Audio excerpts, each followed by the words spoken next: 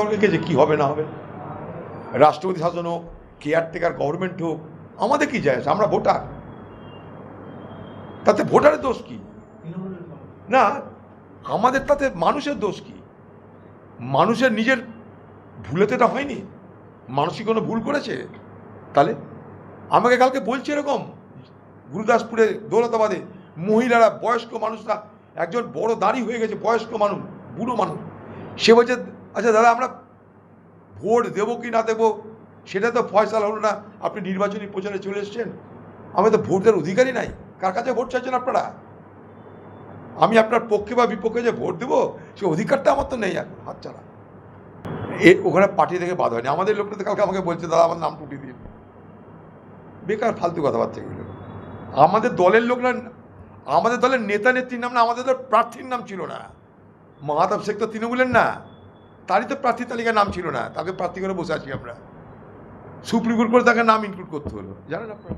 চলে যান রঘুনাথগঞ্জ, আমাদের দলের ব্লক সভানেত্রী রেশমি বিবি, তারও তাই। বেকার কথাবার্তা এগুলো বাদ গেছে বলতে হয় সংখ্যালঘু মানুষদের। সেই জন্য তো বাংলার মুখ্যমন্ত্রীকে বলছি, সেই জন্য বাংলার মুখ্যমন্ত্রী বলছি আপনি নির্বাচন কমিশনকে, সুপ্রিম কোর্টকে দাবি করুন। আরেকবার উকিলের ড্রেস পরে যান, উকিলের ড্রেস পরে কোকিল কণ্ঠে আপনি বলুন যে এইভাবে ভোট হতে পারে না, যেখানে মানুষ বৈধ ভোটদান থেকে বিরত থাকবে, বঞ্চিত থাকবে। এতে আসমান ভেঙে পড়বে না। আমি আবার দাবি করছি বাংলার মুখ্যমন্ত্রীর কাছে, যদি আপনি সৎ হন, প্রকৃত অর্থে যদি প্রকৃত অর্থে মানুষের প্রতিনিধি হন, তাহলে আপনার দায়িত্ব এই মুহূর্তে নির্বাচন কমিশন, সুপ্রিম কোর্টে গিয়ে এই ভোটদান স্থগিত রাখার ব্যবস্থার জন্য দাবি করা। আমার কথাটা কি বলছে কোনো প্রেস? বলেছে কোনো প্রেস? আপনি অনেকবার বলেছি কথা, বলবে না? আরে ভাই, নির্বাচন কমিশন যে মুখ্য নির্বাচন কমিশনার, তার বাড়ি পশ্চিমবঙ্গে হলে তারও বাড়ি না হতে চলে যেত। কোন দিকে যাব? এখানে ডাক্তার, ইঞ্জিনিয়ার, প্রফেসর সকলের নাম বাদ গেছে।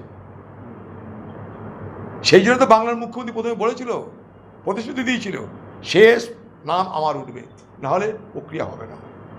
ধান্দাবাজ মুখ্যমন্ত্রী আগেই তার ব্যবস্থা করে নিয়েছে, তার খোকাবুর ব্যবস্থা করে নিয়েছে।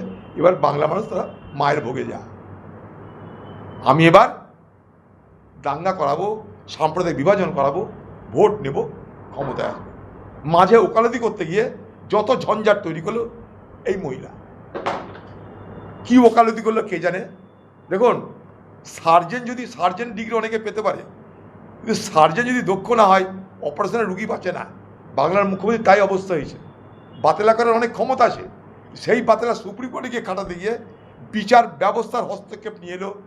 এই আন্ডার অ্যাডজুডিকেশন, তারপরে অ্যাপিলেট ট্রাইব্যুনাল, সব এলো এই মমতা ব্যানার্জির মতন মহিলার লোককে দেখানোর জন্য। ভণ্ডামি করে আমি উকিল হলাম, উকিল হয়ে কোকিল কণ্ঠে তিনি সুপ্রিম কোর্টে দরখাস্ত করলেন। সুপ্রিম কোর্টে বলে যাও বিচার প্রক্রিয়ার মধ্যে দিয়ে সব চলে যাও। যেই বিচার প্রক্রিয়ার মধ্যে দিয়ে গেল, ঝঞ্ঝাট তো ছিলই, চতুর্গুণ বেড়ে গেল। দেখুন এটাই। তারপরে দিদি আর দ্বিতীয়বার সুপ্রিম কোর্ট গেছে, ও জানে একবার যেতে হয়, ঝঞ্ঝাট পাকালে চলে আসতে হয়। ঝঞ্ঝাট পাকিয়েছে, চলে এসছে, এবার রাজনীতি শুরু হয়ে গেল।